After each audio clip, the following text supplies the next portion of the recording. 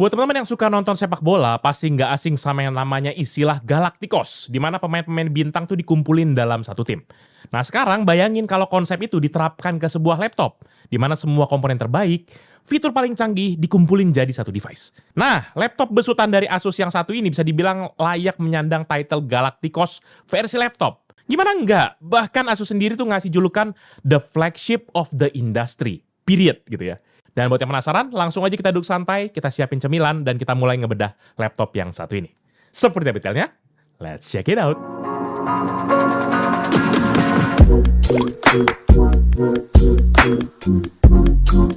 Halo guys, balik lagi bersama Pichel, dan kali ini Pichel kedatangan lagi sebuah laptop dari Asus, yaitu ExpertBook Ultra dengan kode B9406CAA. Yang dimana katanya segmentasi laptop ini tuh ada di kelas enterprise yang jadi idaman terutama buat para bisnismen. Laptop ini punya spesifikasi sebagai berikut.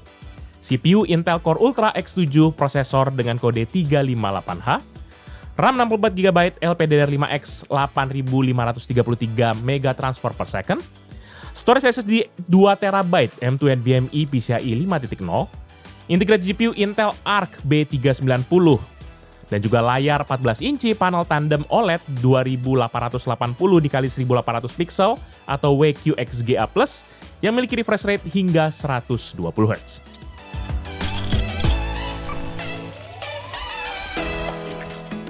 Secara desain, maka laptop ini emang kelihatan simple dan minimalis, tapi tetap dapat banget kesan elegannya. Yang paling juara sih sebenarnya menurut Pichel finishingnya, karena pas tangan kita nyentuh bodinya tuh kayak kerasa unik banget gitu. Mirip-mirip megang tekstur kanvas yang nggak cuma bikin laptopnya mantap digenggam karena nggak licin gitu ya, tapi juga nggak gampang nempel bekas sidik jari. Asus sendiri kasih dua varian warna nih untuk laptop ini, yaitu Morn Grey dan juga Jet Fog. Nah untuk yang sekarang Pichel review ini adalah varian yang Morn Grey. Bisa dilihat kalau varian yang ini tuh memang punya tone yang nggak terlalu gelap, jadi detail tekstur kanvasnya tuh makin kelihatan menonjol pas kena cahaya. Untuk mendukung akan desainnya yang berkelas, maka laptop ini menggunakan material juga yang nggak main-main. Asus menggunakan bahan premium aerospace grade AZ31B magnesium alloy yang diproses lewat CNC yang presisi. Jadi nggak heran kalau pas dipegang, bodinya tuh kerasa super kokoh tapi tetap ringan banget. Karena memang untuk bobotnya sendiri, memang laptop ini hanya ada di 1,1 kg aja secara berat. Jadi kalau ditambah dengan charger, palingan cuma jadi 1,5 kg aja. Sedangkan kalau dimensinya sendiri, maka laptop ini memiliki panjang di 31 cm dengan lebar 21 cm dan ketebalan yang cuma di 1,09 cm aja. Yang dimana tergolong tipis banget untuk ukuran laptop tempur. Balik lagi ke urusan material, maka nggak cuma ngejar ringan, ternyata bagian luarnya pun juga sudah dilapisi oleh exclusive coating lewat teknologi nanoceramik dan juga plasma electrolytic oxidation. Hasilnya bikin laptop ini punya ketahanan gores 5 kali lebih kuat dibandingkan dengan standar industri. Nah, proteksinya juga nggak berhenti sampai di situ aja, karena untuk urusan ketangguhan, laptop ini jelas sudah menyandang gelar military grade. Nggak tanggung-tanggung, dia sudah lolos sertifikasi MILST D810H dengan melewati 24 prosedur pengujian yang memang ketat banget. Bahkan Asus juga kasih superior durability test tambahan, mulai dari tes di suhu ekstrim sampai juga ke tes jatuh dari ketinggian 120 cm.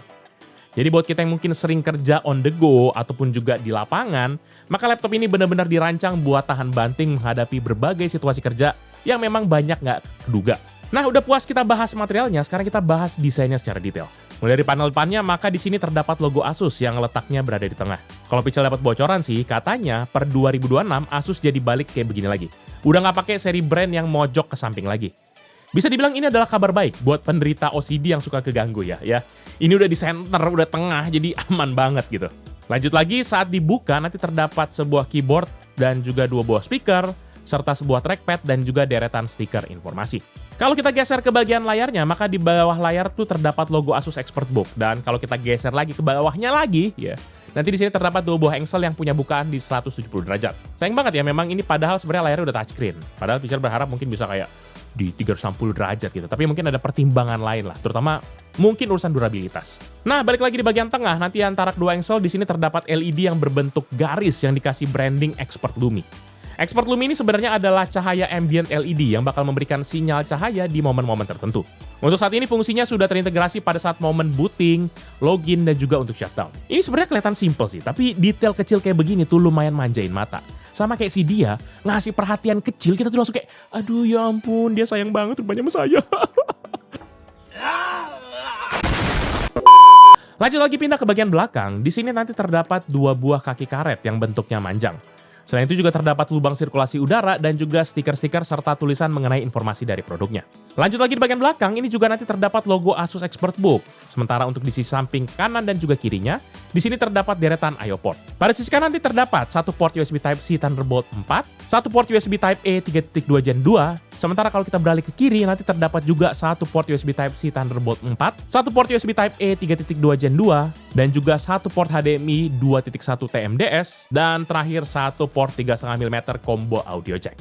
Nah, kalau kita lihat di sini, untuk I/O port memang sudah tergolong ya bukan basic ya, tapi udah esensial dan bahkan juga sudah mengadopsi akan kelas yang high speed gitu ya. Bahkan juga di sini untungnya sampai disiapin juga jack audio ya. Ini berguna sekali terutama buat kita yang masih mengandalkan akan headset analog. Udah gitu, kalau kita sama-sama fokus kepada Thunderbolt 4-nya, di sini juga sudah support akan 4K display dan juga power delivery 3.0. Jadi udah aman banget kalau kita mau buat presentasi ataupun juga untuk charging. Port kiri ataupun kanan kita bebas aja tinggal pilih yang mana. Jadi udah fleksibel, apalagi buat kita yang sudah punya akan Thunderbolt hub gitu ya, ini akan sangat-sangat membantu sekali.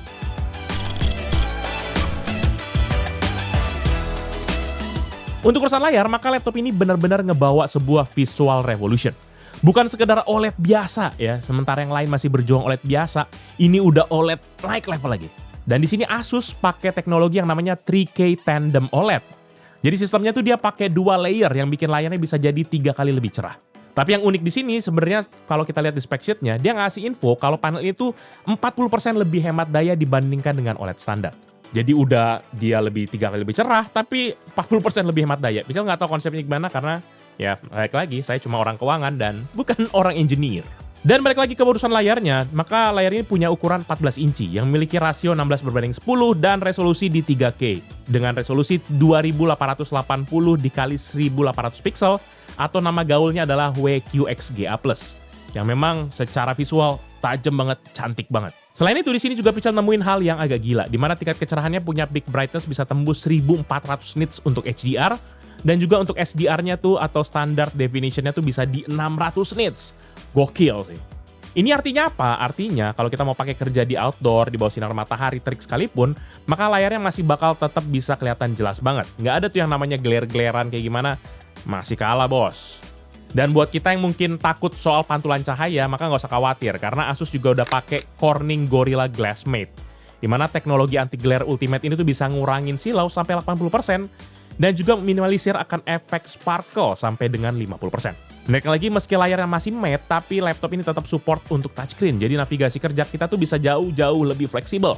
Nggak cuma itu aja, karena panel layar laptop ini juga sudah dilengkapi dengan Gorilla Glass Victus, yang artinya panel ini dirancang udah kuat terhadap tekanan, terutama pada saat jatuh ataupun juga tergores. Ditambah lagi ini memastikan kejernihan dan juga perlindungan yang jauh lebih tahan lama meskipun diajak tempur, diajak jalan setiap hari oleh para pejuang cuan seperti kita ini. Dan dia bukan cuma durable doang, tapi dia juga smooth gitu ya. Jadi udah cakep, durable, dan juga smooth. Karena layarnya udah pakai variable refresh rate yang memiliki support mulai dari 30 sampai 120 Hz. Dan ini membuat transisi visual makin jadi lebih mulus dan juga lancar jaya. Plus layar ini juga sudah dilengkapi oleh sertifikasi VESA Display HDR True Black 1000. Ya, jadi ini udah cocok buat para pebisnis yang mungkin suka nyambi-nyambi jadi konten kreator kali ya, atau mungkin butuh akurasi warna yang tinggi.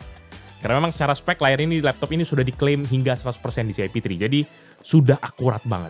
Nah, dengar-dengar klaim kayak begini, maka seperti biasa Pichel langsung coba tes aja akurasi warnanya. Dan di sini Pichel coba tes akurasinya menggunakan X-Rite Display Plus.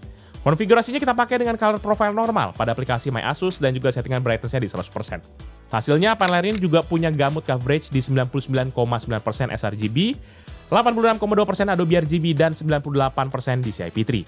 Sementara untuk gamut volumenya ada di 145,8% sRGB, 100,4% Adobe RGB, dan 103,3% DCI-P3. Sementara untuk tingkat kecerahannya pun kita waktu tes ini dapat di 636,69 nits. Sedangkan waktu Pichel coba tes pakai mode HDR dia naik ke 691,54 nits. Nah, untuk mode HDR sendiri Pichel ngerti karena keterbatasan kita pakai X-Rite Display Plus, di mana dia masih belum support sebenarnya dengan layar OLED. Jadi, untuk yang SDR-nya itu menurut Pichel berada di level yang sama dengan spec sheet-nya. Sementara untuk HDR, kayaknya Pichel berpikir untuk harus invest lagi deh X-Rite yang support OLED nih kayaknya ya. Biar kita bisa tesnya lebih presisi lagi gitu. Nah, selanjutnya panel layarnya juga sudah tipis banget ya, bukan cuma cerah, bukan cuma durable, bukan cuma bagus dan juga anti glare, tapi ini juga udah tipis banget bezelnya. Dimana dia cuma ada di 0,5 cm untuk bezel kiri dan kanan, sementara pada bagian atas ada 1 cm dan 1,5 cm pada bagian bawahnya. Lalu untuk screen to body ratio-nya juga berada di angka 91%. Sehingga ini memastikan layarnya juga masih tetap lega, terutama buat kita yang butuh space untuk kerja tanpa terganggu dengan bezel-bezel yang tebal.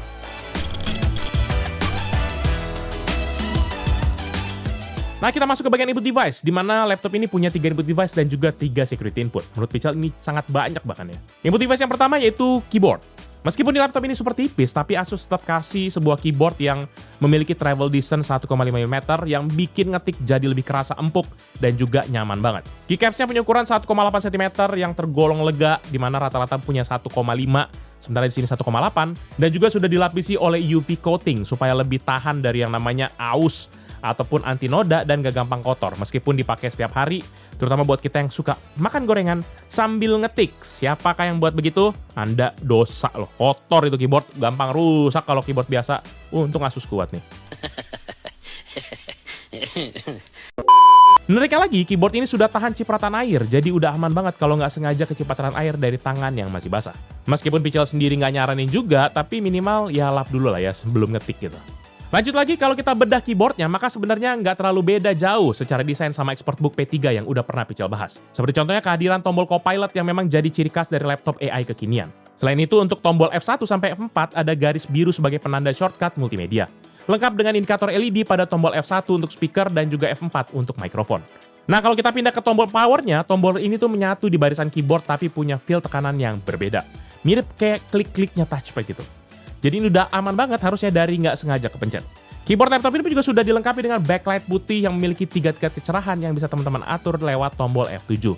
Yang dimana pas Pichel coba buat ubah-ubah kecerahannya, ini tuh smooth banget, emang berasa banget laptop beda kelas gitu ya. Nah, udah puas kita bahas keyboard, sekarang kita beralih ke input device kedua, yaitu untuk touchpad. Nah, ini salah satu bagian yang menurut Pichel paling canggihnya, dimana namanya adalah Responsive Haptic Touchpad yang memiliki luasan 110 cm persegi, yang dimana punya bagian frameless di sisi bagian bawah. Nah, bentuk ini sih dibuat bukan tanpa alasan, jadi bakal ngasih celah sebenarnya buat kita untuk buka laptopnya. Kalau laptop premium lain kan biasanya cuma pakai 4 sensor, tapi Asus ExpertBook Ultra ini tuh naik kelas dengan pakai 6 sensor tekanan dan juga AAC Haptic Engine. Artinya apa? Jadi sebenarnya di bawah touchpad ini sebenarnya nggak ada tombol fisik yang bergerak ataupun mendem saat dipencet. Tapi berkat teknologi haptic tadi, kita bakal kayak ngerasain sensasi klik yang nyata dan juga mantap di seluruh area touchpadnya. Mau kita klik pojok kiri atas atau bener-bener di tengah, rasanya bakal sama konsistensinya. Ditambah lagi permukaannya udah dilapisi glass touch, jadi jari kita tuh bisa sliding dengan mulus banget tanpa ada rasa seret sama sekali. Bener-bener berasa smooth dan mewah pas kita pakai kerja. Lanjut ke input device yang ketiga, yaitu layar touchscreen-nya. Meskipun tadi udah bahas kalau permukaannya menggunakan Corning Gorilla Glass Matte yang anti-glare, ternyata Asus juga tetap berhasil menyematkan fitur touchscreen di sini. Ini menurut Pichel adalah kombinasi yang langka dan juga juara banget, terutama buat laptop bisnis. Biasanya kan layar touchscreen itu identik dengan permukaan yang mengkilap atau glossy kayak cermin. Tapi di laptop ini kita tetap bisa navigasi langsung pakai jari dengan sangat nyaman, tanpa harus keganggu sama pantulan lampu ataupun cahaya ruangan yang bikin silau. Respons sentuhannya pun juga terasa sangat presisi dan juga responsif. Fitur ini jelas bakal ngebantu banget terutama kalau kita lagi presentasi, scrolling dokumen panjang, atau sekedar pengen navigasi cepet lah tanpa harus selalu bergantung sama touchpad. Jadi selain dapat visual yang cakep dan aman di mata, sisi fungsionalitasnya juga tetap dapat banget nih berkat dukungan touchscreen-nya. Nah, buat teman-teman penasaran, berikut ini bisa coba tampilin deh feedback test dari keyboard touchpad pada laptop ini. Check this out.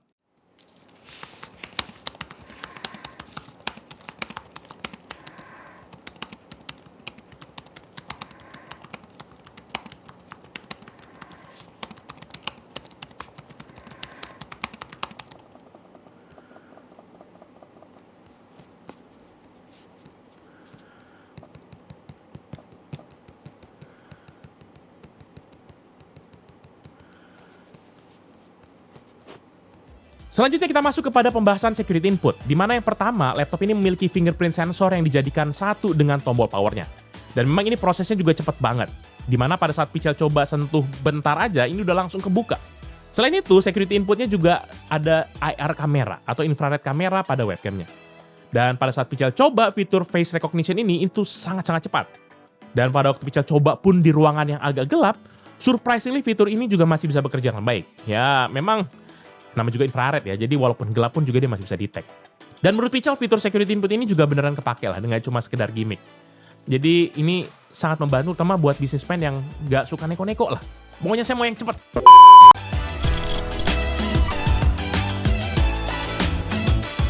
Untuk urusan performa, maka laptop ini ditenagai oleh prosesor terbaru dari Intel, yaitu Intel Core Ultra X7 yang memiliki kode 358H, di mana dia memiliki 16 core dan juga 16 thread. Nah, untuk 16 core ini sendiri, dia terdiri dari 3 konfigurasi, yaitu pertama 4 performance core, 8 efficient core, dan juga 4 low power core. Jadi bisa dibilang fleksibel banget antara kencang dan juga hemat daya. Prosesor ini memang merupakan generasi terbaru dari Intel Core Ultra, di mana ini lanjutan dari arsitektur hybrid semenjak Intel Alder Lake. Tapi sekarang dengan 3 jenis core, ini menghasilkan manajemen performa yang jauh lebih efisien. Base clock speed-nya sendiri ada di 1,9 GHz dan bisa di-boost sampai 4,8 GHz yang memiliki TDP range mulai dari 15 Watt sampai ke 80 Watt tergantung dengan kebutuhan kita. Menariknya, semua core di sini adalah core fisik, bukan virtual core dari hyperthreading. Jadi pembagian performanya tuh benar-benar real antar core. Dan yang gak kalah penting, prosesor ini juga sudah dilengkapi dengan AI Boost lewat NPU yang memiliki support hingga 50 TOPS. Jadi siap banget buat berbagai fitur AI modern. Nah, sebelum kita lanjut kepada pembahasan berikutnya, worth to mention juga kalau laptop ini tuh sudah dibekali oleh fitur AI. Apalagi semua zaman sekarang kan semuanya kayaknya AI gitu ya. Dan laptop ini juga nggak luput dari urusan AI, di mana dia memiliki fitur AI terintegrasi lewat Asus MyExpert yang bisa dibilang menjadi semacam workspace pintar lah buat kebutuhan profesional. Lewat fitur ini ada beberapa hal menarik yang teman-teman bisa lakukan. Pertama, ada Knowledge Hub berbasis RAG yang memungkinkan kita mengubah dokumen ataupun gambar menjadi sebuah database yang cerdas. Jadi ini kita bisa langsung pakai buat tanya jawab, rangkuman, sampai perbandingan antar dokumen secara instan. Kedua, di sini ada yang namanya AI Expert Meet yang berfungsi sebagai asisten rapat otomatis mulai dari transkrip, terjemahan real time, sampai kepada bikin ringkasan dan juga to-do list dari hasil meeting. Selain itu ada juga yang namanya Smart File Search yang udah pakai pencarian berbasis konteks. Jadi nggak cuma nyari dari nama file, tetapi juga dari isi dan maknanya. Bahkan bisa nyatuin pencarian file lokal dan juga cloud sekaligus. Nah, buat kita yang mungkin lebih banyak kepada penggunaan sehari-hari, nggak usah khawatir karena juga udah ada AI Chat Assistant yang bisa berjalan langsung di device kita. Jadi bisa rangkum teks, navigasi pengaturan, sampai cek informasi garansi tanpa harus kirim data kepada cloud public. Dan terakhir ada yang namanya Safeguard Backup, yaitu fitur backup otomatis yang terenkripsi kepada partisi yang terpisah. Jadi data kita tetap aman kalau terjadi hal-hal yang nggak diinginkan. Singkatnya, fitur AI di laptop ini memang bukan cuma sekedar gimmick, tapi lebih ke arah ngebantu kita, terutama secara bisnismen, untuk membuat workflow kita jadi lebih cepat, rapi, efisien, dan juga aman. Ini akan sangat berguna banget, terutama buat kita yang sering kerja dengan banyak dokumen dan juga meeting. Nah, lompat ke sisi memori, laptop ini juga sudah dilengkapi dengan RAM yang nggak nanggung-nanggung, 64GB LPDDR5X. Di mana dia memiliki konfigurasi quad channel dengan frekuensi di 8533 mega transfer per detik. Nggak ketinggalan untuk urusan storage pun, maka laptop ini dilengkapi dengan SSD 2TB M2 NVMe PCIe 5.0 dari Union Memory. Nah, sementara untuk sisi software, di mana laptop ini sudah dilengkapi dengan Windows 11 Pro yang memiliki build number 26200.7462 atau 25H2. Ditambah lagi dia udah didukung oleh aplikasi My Asus untuk pengaturan lanjutan. Sebagai informasi tambahan buat teman-teman sekalian, maka laptop ini sebenarnya sudah dibekali keamanan kelas enterprise. Ya, tipikal lah ya, kalau untuk expert book, dia udah pasti udah dilengkapi sama urusan-urusan yang kelas enterprise. Dan Asus juga sudah lengkapi sebuah fitur keamanan bernama Asus Expert Guardian. Nah, sistem keamanan ini tuh udah memiliki sertifikasi standar keamanan internasional, yaitu NIST SP800-193, yang artinya dia sudah support sampai 12 perlindungan.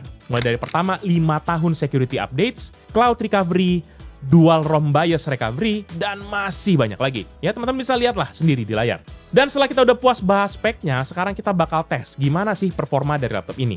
Dan untuk mengetahui performanya, maka Pichel udah siapin beberapa tes, mulai dari benchmark CPU dan juga GPU, gaming test, stress test, dan juga untuk battery test. Untuk tes pertama yaitu benchmark CPU, dan Pichel menyiapkan 2 skenario, yaitu pertama pakai battery mode dan yang juga kedua adalah charging mode. Dan untuk settingan power, Pichel atur di mode best performance untuk kedua skenario tersebut. Dan untuk kecepatan kipasnya sendiri, kita pakai settingan yang performance di charging mode, tapi untuk mode battery kita gunain yang standar performance mode. Dan langsung aja kita mulai dengan tes pertama, yaitu menggunakan Cinebench R23 dengan 1 kali pengujian. Dan pada battery mode menghasilkan skor 13.965 untuk multicore dan 2082 untuk single core, serta MP ratio di 6,71 kali. Sedangkan pada waktu charging mode, di mode performance menghasilkan skor naik 28,58% di 17.858 untuk multicore, dan malahan turun di 1,59% menjadi 2.046 poin untuk single core. Sementara untuk MP rasio, di sini malahan hasilnya naik nih, di 30,69% yang menjadi 8,73 kali. Lanjut testing kedua, kita pakai Cinebench R20 untuk 3 kali pengujian. Dan pada battery mode menghasilkan skor rata-rata di 5.835, sedangkan pada charging mode menghasilkan skor rata-rata di 5.816 atau turun sebesar 0,33%. Testing ketiga yaitu CPU test rendering BMW dengan aplikasi Blender dalam 3 kali pengujian. Dan pada battery mode dia membutuhkan waktu rata-rata di 2 menit 37 detik. Sementara pada charging mode membutuhkan waktu rata-rata 2 menit 3 detik atau lebih cepat sebesar 21,66%. Selanjutnya tes keempat yaitu tes rendering Adobe Premiere 2023 dengan project 15 klip 4K, format H264, setting preset di quality 4K, 1 kali pengujian dengan total durasi project di 3 menit 30 detik. Dan pada battery mode, ini membutuhkan waktu di 2 menit 18 detik. Sementara pada charging mode membutuhkan waktu 1 menit 42 detik atau lebih cepat 26%. Testing kelima yaitu PCMark 10 untuk gambaran overall performa dari laptop ini. Dan pada battery mode, skor yang didapat adalah Essential di 10.419, Productivity di 18.995, dan juga Digital Content Creation di 11.659 dengan skor akhir di 9.474. Sementara pada charging mode, skor yang dihasilkan adalah Essential di 11.288, Productivity di 20.910, dan Digital Content Creation di 13.777 dengan skor akhir di 10.622 atau naik sebanyak 12% dibandingkan skor akhir pakai mode battery. Tes keenam yaitu tes Crystal Disk Mark untuk mengetahui kecepatan dari storage-nya. Dan pengujian sequential 1 MB dengan 8 tas 1 thread. Pada battery mode, kecepatan bacanya mencapai 11,3 GB per second, lalu untuk tulisnya sendiri ada di 9,3 GB per second. Lalu pada charging mode, kecepatan bacanya naik sebesar 0,17% di 11,3 GB per second, sementara kecepatan tulisnya naik sebesar 2,25% di 9,5 GB per second. Dan selanjutnya untuk pengujian random 4 KB dengan 1 tas 1 thread, pada battery mode, kecepatan bacanya ada di 78,9 MB per second, dan tulisnya mencapai 141,7 MB per second. Dan pada waktu charging mode, kecepatan membaca datanya malahan turun di 4,22% yaitu di 75,6 MB per second, sementara untuk tulisnya naik sebesar 1,72% menjadi 144,1 MB per second. Secara keseluruhan kelihatan jelas kalau performa laptop ini lebih ngebut saat dipakai sambil charging. Apalagi buat kerjaan berat kayak rendering ataupun editing ini bisa naik sekitar 20-30% kalau dibandingkan saat di battery mode. Tapi buat pemakaian ringan sehari-hari sini bedanya nggak terlalu kerasa dan storage-nya juga stabil aja di kedua mode. Jadi simpelnya kalau mau performa maksimum memang mending dipakai sambil ngecas. Tapi itu pun juga perbedaannya menurut Pichel nggak terlalu signifikan gitu. Selanjutnya kita masuk ke bagian grafis, di mana laptop ini sendiri menggunakan integrated GPU yaitu Intel Arc B390 Graphic yang memiliki frekuensi maksimum di 2,5 GHz. GPU ini dibuat dengan fabrikasi 3 nanometer dan membawa arsitektur terbaru dari Intel yaitu Xe3. Dari sisi spesifikasi, maka GPU ini memiliki up to 96 computation unit atau total 1536 shader cores, lengkap dengan 12 ray tracing unit untuk mendukung akan kebutuhan grafis modern. Selain itu, performa AI-nya juga sudah tinggi dengan dukungan hingga 122 TOPS dalam format INT8. Jadi bukan cuma kuat buat grafis, tapi juga ngebut untuk fitur-fitur AI modern. By default, sharing memory untuk GPU-nya sudah tersedia up to 36 GB waktu Pichel coba cek di Test Manager. Cuma sayangnya ini settingannya nggak bisa kita atur-atur lagi, jadi memang dia akan mengatur secara otomatis. Dan untuk mengujikan GPU ini, Pichel akan menjalankan tes dengan skenario yang sama dengan tes benchmark CPU yang tadi. Tes pertama yaitu rendering BMW di aplikasi Blender untuk 1 frame di 3 kali pengujian. Dan pada battery mode dapat diselesaikan dengan waktu rata-rata 2 menit 41 detik. Sementara pada charging mode dapat diselesaikan dengan waktu lebih cepat yaitu 23,6% dengan rata-rata di 2 menit 3 detik. Tes berikutnya yaitu 3D Mark Times Pi. Dan pada battery mode, laptop ini memberikan graphic score di 5825 dan CPU score di 10244 dan overall skornya di 6227. Sementara pada charging mode mendapatkan graphic score di 6819, CPU score di 13.316, dan overall skornya naik 18,15% ke 7.357. Dan sebagai referensi, berikut ini bisa coba tampilkan beberapa perbandingan dengan PC ataupun laptop yang sudah pernah Pichel review. Check this out.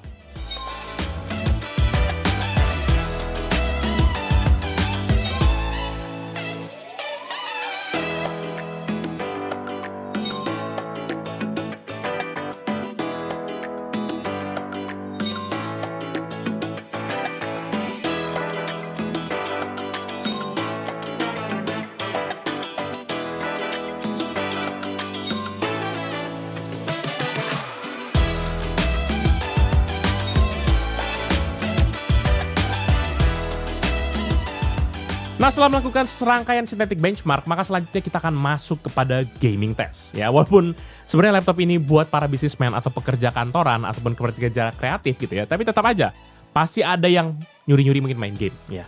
Dan nggak bisa dipungkiri, sebagaimana performa sebuah laptop bisa memainkan game, ini udah menjadi sebuah tolak ukur lah, terutama untuk urusan performa.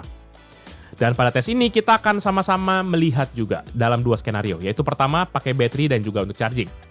Dan semua game di sini kita akan set menggunakan resolusi standarnya, yaitu 2880 dikali 1800 pixel. Cuma sebelum kita masuk kepada tes game, Pichel mau ngasih himbauan atau ingatkan kepada teman-teman sekalian. Yang belum subscribe, boleh kali di-subscribe. Udah sepanjang ini kita buat konten, subscribe lah dulu gitu kan. Nggak ada ruginya bos, ya kan? Ya, makasih ya. Makasih, atur nuhun. Game pertama itu GTA 5 dengan grafis normal. Dan pada battery mode, frame rate rata-ratanya di 111,2 fps. Sementara saat charging naik 24,5% di 138,4 fps. Game kedua CS2 dengan preset video di low. Pada battery mode, rata-rata frame rate di 138,8, sementara saat charging frame rate-nya naik 14% di 158,2 fps. Game ketiga yaitu Dota 2, video setting di rata kanan ataupun yang best looking. Dan saat battery mode, frame rate rata-ratanya di 102,9 fps. Sementara pas charging, ini frame rate-nya naik 24,3% di 127,9 fps. Game keempat FC25, setting rata kanan atau yang paling ultra. Dan saat battery mode, frame rate rata-ratanya di 117,5 fps. Sementara pada charging mode, frame rate rata-ratanya naik 23,2% di 144,8 fps. Game kelima The Sims 4, settingan rata kanan. Dan saat battery mode, frame rate rata-ratanya ada di 153,2 fps. Lalu pada saat charging mode, frame rate rata-ratanya naik 14,7% di 175,8 fps. Game ke-6, Cyberpunk 2077 dengan settingan high. Dan untuk battery mode, rata-rata frame rate-nya ada 35,6 fps. Dan saat pindah ke charging mode, frame rate-nya naik 17,4% di 41,8 fps. Game ke-7, Need for Speed Unbound dengan settingan low. Dan saat battery mode, frame rate rata-ratanya di 44,9 fps. Sementara pada charging mode, frame rate rata-ratanya di 48,6%, di 66,7 fps.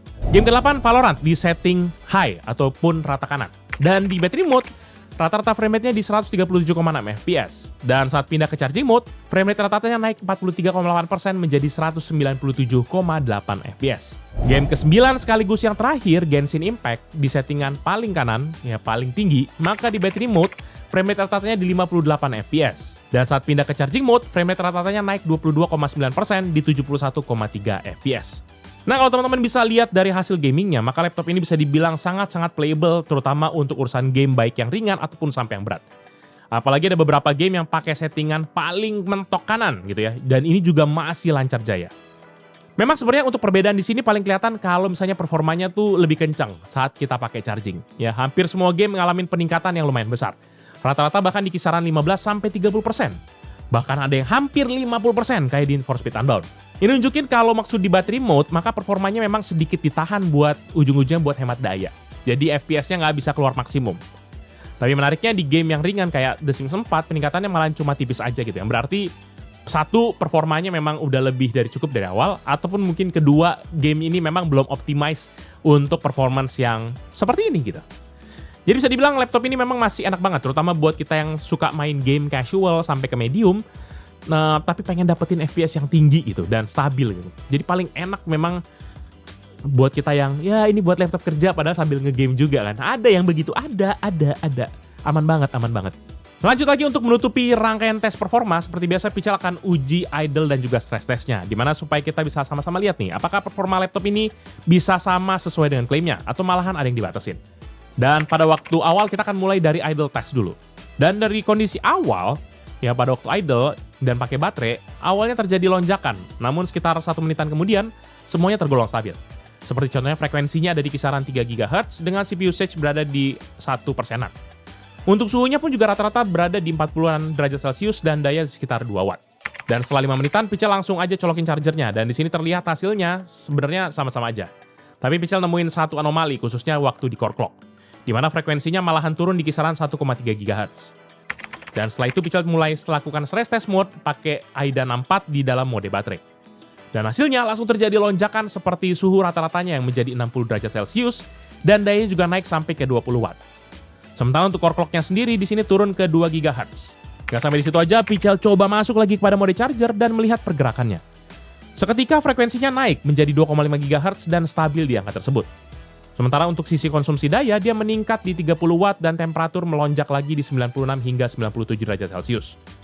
Pola yang sama terus terjadi hingga Pichel menghentikan seluruh rangkaian tesnya dengan total durasi di 21 menit.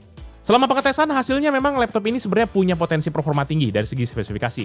Tapi memang dalam penggunaan berat, realistisnya dia cuma bisa stabil di kisaran 2-2,5 GHz. Dan pas waktu pakai baterai pun performanya juga memang dijaga biar lebih efisien dan juga adem. Hal yang agak berbeda memang ditunjukin pada waktu kita colokin charger, di mana performanya sih memang naik, tapi sayangnya juga dibarengi dengan kenaikan suhu, yang which is harusnya itu sangat-sangat wajar lah. Dan nggak sampai di situ aja, secara khusus juga Pichel nambahin nih tes di mana Pichel akan menjalankan Cinebench R23 multi-core looping selama 10 menit sembari Pichel pantau pergerakannya lewat HP Info. Hasilnya pada mode battery, TDP-nya tuh sempat melonjak ke 47 Watt, lalu stabil di kisaran 24 Watt. Suhunya pun juga terpantau stabil di rentang 78 derajat Celcius dan frekuensi di 2,5 GHz. Setelah itu kita masuk kepada mode charging di dalam kondisi yang sama dan hasilnya TDP-nya melonjak ke 62 Watt dan kemudian stabil di kisaran 44 Watt. Frekuensinya pun juga naik dan stabil di 3,2 GHz dengan lonjakan sesekali tertingginya di 3,7 GHz. Sementara untuk suhu dia awalnya ikutan meroket dan stabil di rentang 95 sampai kepada 97 derajat Celcius. Nah, dari tes ini kelihatan kalau potensi maksimum dari prosesornya tuh memang sebenarnya masih nggak sepenuhnya keluar maksimum. Meskipun sistem pendinginan laptop ini memang lebih agresif pas kecolok charger, tapi sayangnya performa maksimumnya juga masih sedikit ketahan.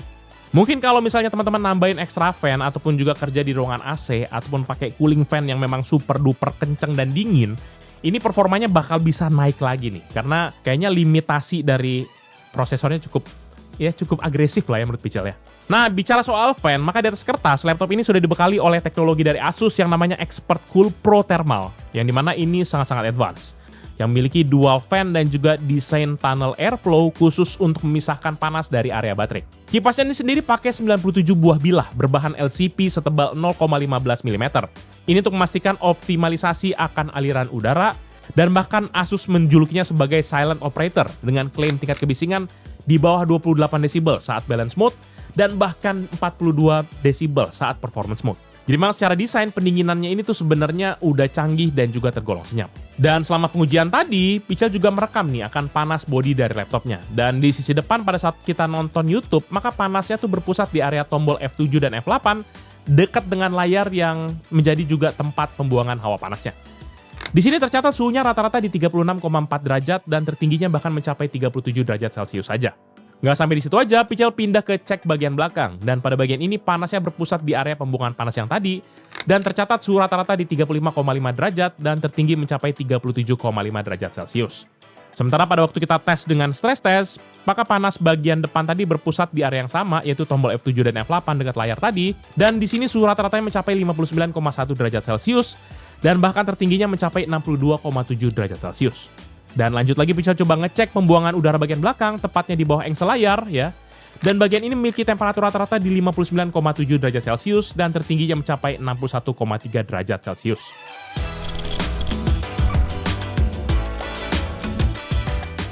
Puas bahas performa, maka sekarang kita bakal bahas masalah multimedianya. Pertama kita bakal bahas audionya dulu, di mana laptop ini dibekali Advanced 6 Speaker System yang terdiri dari 2 tweeter dan juga 4 woofer dual magnetic. Ini lengkap banget dengan dukungan Dolby Atmos. Desainnya pun juga sudah menggunakan struktur stack yang bisa bikin bassnya terasa lebih dalam dan juga lebih berisi. Sesuatu yang memang jarang banget hadir di laptop, apalagi laptop bisnis 14 inci gitu. Dengan konfigurasi ini, maka output suaranya jadi lebih powerful. Volumenya juga lebih tinggi, respons audio yang lebih baik, dan yang paling penting udah nggak ada tuh yang namanya pecah suara pada waktu di volume tinggi. Dan pas waktu Pichel tes speakernya menggunakan decibel meter, maka di sini hasil speakernya punya suara yang cukup kencang, yaitu di average 95,7 desibel dan maksimumnya di 101,7 desibel. Sehingga untuk kebutuhan meeting, nonton film, atau sekedar dengerin musik, pengalaman audionya jadi terasa lebih imersif dan juga natural. Selain speaker, maka laptop ini juga sudah dilengkapi oleh mikrofon yang juga dilengkapi dengan AI teknologi, yaitu AI Noise Microphone, di mana dia bisa digunakan dalam berbagai situasi dan bisa kita atur lewat tombol fungsi F9. Dalam mode single speaker ataupun metode pembicara, maka sistem ini akan fokus menangkap suara orang yang ada di depan laptopnya. Sementara kalau kita pilih mode multi presenter, maka sistem akan menangkap suara dari sekitar dan menyesuaikan fokus kepada pembicara yang lagi ngomong. Dan di sini ditambah dengan sebuah fitur yang menarik menurut Pichel adalah fitur voice print, yang memungkinkan kita merekam suara kita sendiri, lalu digunakan oleh AI untuk menyaring noise di backgroundnya. Sehingga hasil suaranya jadi jauh lebih bersih dan juga fokus bahkan di lingkungan yang cukup berisik gitu. Dan dari speaker kita beralih ke bagian webcam, di mana Asus ExpertBook Ultra ini sudah dibekali oleh kamera Full HD 1080p dan yang juga sudah dilengkapi oleh fitur IR sensor untuk mendukung akan Windows Hello yang tadi sudah kita cobain. Kamera ini bisa menangkap foto di kualitas 2,1 megapiksel dengan resolusi Full HD, serta merekam video dengan resolusi yang sama di 30 fps. Selain itu sudah ada fitur flicker reduction di 50 dan juga 60 Hz yang bisa bikin hasil gambar kita jadi lebih stabil dan juga nyaman dilihat, terutama di dalam kondisi pencahayaan yang tertentu. Untuk urusan privacy pun juga nggak usah khawatir, karena kamera ini dilengkapi privacy shutter, jadi kalau kita nggak butuh-butuh amat, maka kita tinggal geser aja penutup lensanya secara manual untuk menghindari akan hal-hal yang tidak diinginkan. Dan nggak cuma sampai di situ, karena kamera ini juga sudah dilengkapi oleh Asus AI Sense Camera yang sudah mendukung fitur Adaptive Lock.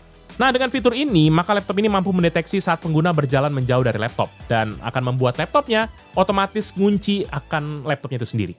Dan juga nggak sampai di situ aja, laptop ini juga akan menyala otomatis jika kamera mendeteksi akan penggunanya datang lagi gitu. Dan biar nggak penasaran, berikutnya bisa coba tunjukin hasil dari tes multimedia pada laptop ini. Check this out.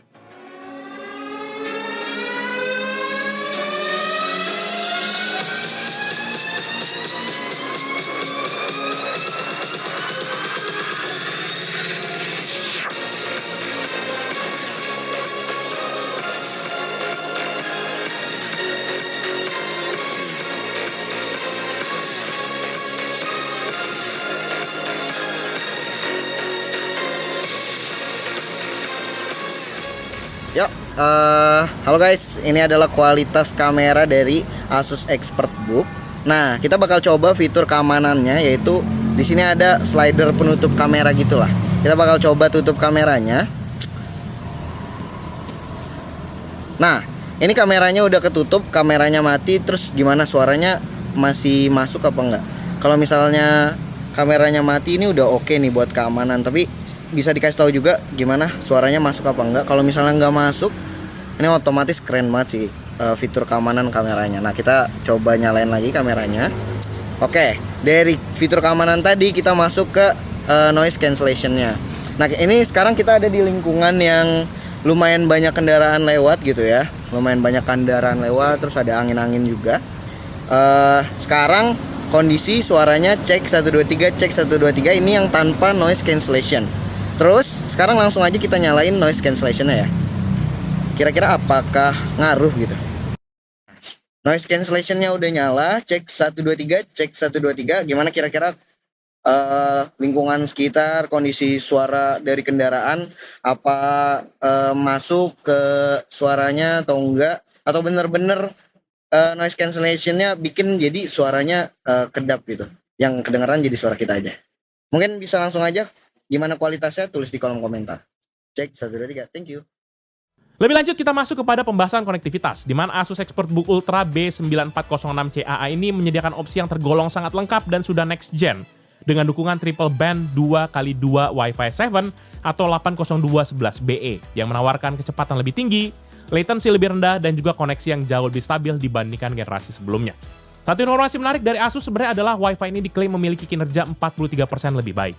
Hal ini dikarenakan adanya antena LDS atau Laser Direct Structuring yang terintegrasi di lubang ventilasinya.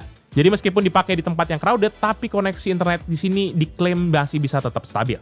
Selain itu pun laptop ini juga sudah dilengkapi oleh Bluetooth versi 6 yang memberikan efisiensi koneksi yang lebih baik serta stabilitas yang lebih optimal untuk berbagai perangkat wireless. Tapi sayang banget, mungkin teman-teman udah ngeh waktu bahas desain tadi, kalau di sini kita nggak ada port buat colok Ethernet atau RJ45.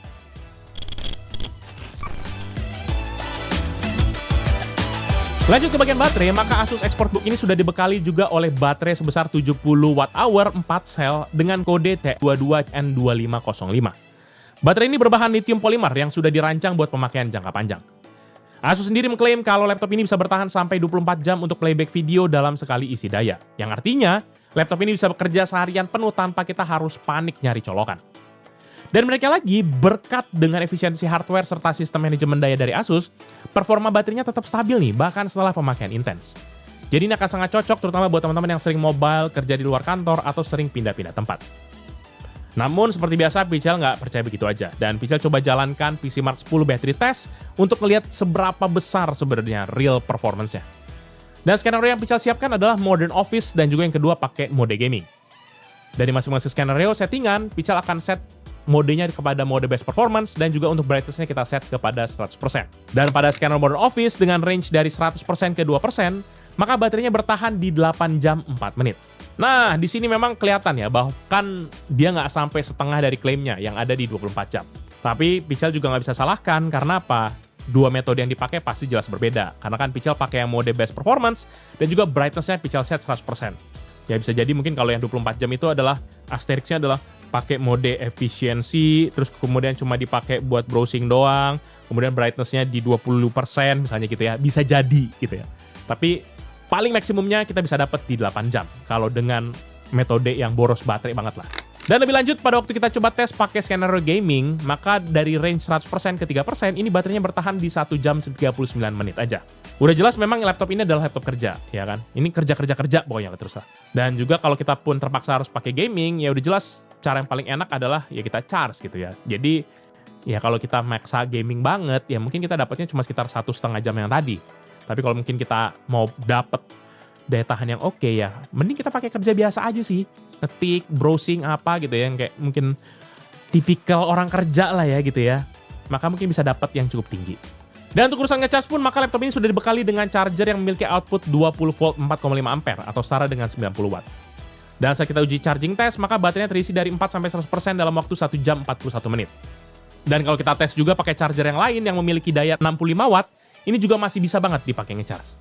Jadi kalaupun kepepet, kita masih bisa pakai banyak alternatif. Jadi ini aman-aman banget lah pokoknya.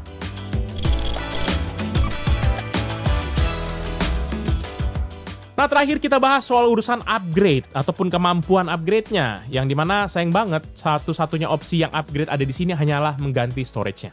Sebagai catatan, ini bukan nambah ya guys, tapi ganti ya. Karena berhubung laptop ini juga sudah dibekali oleh storage yang cukup gede, yaitu 2 TB, yang memang kapasitasnya bisa dibilang lebih dari cukup untuk kebanyakan kebutuhan, menurut Pichel kita akan sedikit menyampingkan akan opsi upgrade lah saat ini. Lagi pula kan emang kalau kita mau upgrade sekarang, menurut Pichel kayaknya harganya lagi nggak ngotak sih guys ya. Mending apa ya, sewa cloud atau bikin server sendiri nggak sih jadinya? Kan agak nggak ngotak seriusan deh harganya. Aduh, kapan sih NVMe ini harganya turun gitu? Dan selain itu, pas waktu Pichel coba bongkar, lihat di bawah, maka di sini ketemu hal yang menarik, yaitu fitur unik yang jarang ditemukan. Dimana laptop ini bisa di-tag beberapa kali kalau laptop ini udah dibongkar. Dan locknya tuh bisa teman-teman akses di BIOS. Nggak cuma itu doang, tapi terdapat juga sebuah sensor yang dimana kalau casingnya nggak tertutup dengan sempurna, laptop ini bahkan nggak akan bisa dinyalakan sama sekali. Jadi dari sisi keamanan, Asus bener-bener kasih perhatian ekstra dan nggak setengah-setengah soal ini. Jadi Pichel bener-bener salut, top, marka top, mantap. Cuma Pichel nggak tahu apakah dia bisa di-tag kalau bautnya kepanjangan atau kependekan yang dibaut ya kan. Nah ya berapa tuh reviewer yang suka begitu tuh, sampai jebol baut di atasnya. Overall, menurut Pichel, laptop Asus ExpertBook Ultra ini bisa dibilang salah satu laptop bisnis yang paling niat yang pernah Pichel cobain. Dari segi desain, build quality, sampai layar semuanya terasa premium dan juga matang banget. Mature banget lah ini laptopnya. Laptop ini punya profil yang ringan, tipis, tapi tetap kokoh dengan material magnesium alloy dan juga perlindungan yang super lengkap. Dan ini juga udah jadi sebuah nilai plus besar, terutama buat para kita businessman yang sering kerja mobile dan nggak mau mempertaruhkan resiko untuk sebuah data yang memang berdampak tinggi dalam bisnis kita. Selain itu pun jurornya juga nggak usah ditanya lagi. Semua kebutuhan komputasi, mulai dari desain, gaming, rendering, apalagi buat kebutuhan kerja kantor casual, ini dilibas semua sama laptop ini. Tapi di sisi lain ada satu catatan penting, di mana saat performanya di push maksimum, suhunya memang langsung melonjak tinggi, dan akhirnya sedikit banyak ada thermal throttling yang kita detect. Jadi memang meskipun punya potensi besar, menurut Pichel performa puncaknya masih belum bisa ditahan, terutama dengan kemampuan pendinginannya. Ini ujung-ujungnya karena keterbatasan pendinginan yang ada dan juga body yang super tipis, jadi ya memang ini bisa dibilang sebuah trade-off yang wajar lah, terutama di kelas laptop tipis tapi powerful. Di luar itu, fitur-fitur tambahannya juga tergolong bukan gimmick lah. Mulai dari AI Workspace lewat Asus MyExpert, sistem keamanan enterprise dengan Asus Expert Guardian, sampai multimedia dan juga konektivitas yang lengkap, menghadirkan semuanya di dalam sebuah laptop yang nambah value, terutama di penggunaan sehari-hari. Dan kalau teman-teman tanya ini laptopnya cocok buat siapa, menurut Pichel laptop ini cocok buat semua, baik profesional, pebisnis, konten kreator yang butuh device tipis ringan tapi tetap punya performa tinggi, dan juga fitur lengkap, atau buat kita yang mungkin kelebihan duit aja. Sebagai tambahan, laptop ini juga sudah dilengkapi dengan garansi hingga 5 tahun. Jadi buat kita yang cari device jangka panjang, ini menurut Pical jelas jadi nilai plus tersendiri. Dari segi keamanan dan juga ketenangan pemakaian minimal 5 tahun ke depan. Nah, secara perihal harga, sayangnya pada waktu video ini dibuat, belum ada informasi resmi terkait dengan harga untuk varian ini. Ya, teman-teman bisa cari lah, tapi menurut Pical, harga yang ditebus untuk sebuah keamanan tuh nggak murah, guys. Tapi tetap aja, nanti kalau ada informasi bisikan-bisikan, Pical akan taruh di pin komen di bawah untuk harganya. Jadi teman-teman bisa langsung cek aja. Jangan lupa juga untuk like dan juga share video ini, plus juga kunjungi sosial media serta website dari Pical Media Group melalui link di deskripsi. Serta jangan lupa juga untuk mampir ke YouTube channel yang lain di bawah Pical Media Group seperti Pical Main Game yang bahas soal game konsol, ataupun juga PMG Fam yang bahas soal Pical serta keluarga, dan juga Pical Toys Time yang bahas soal mainan. Jangan lupa teman-teman pada subscribe dulu ya. Jadi itu bisa kali ini. Thank you guys for watching. I'll see you in the next video. Bye-bye. Iya kan, memang cocok banget nih. Kita udah tampang kantoran ya kan. Tinggal pakai expert book begini. Terus kayak, simsalabim. Pakai cloud apalagi kan. Wes. Langsung. Ayo kita prompting dulu ya kan. Pakai cloud code nih.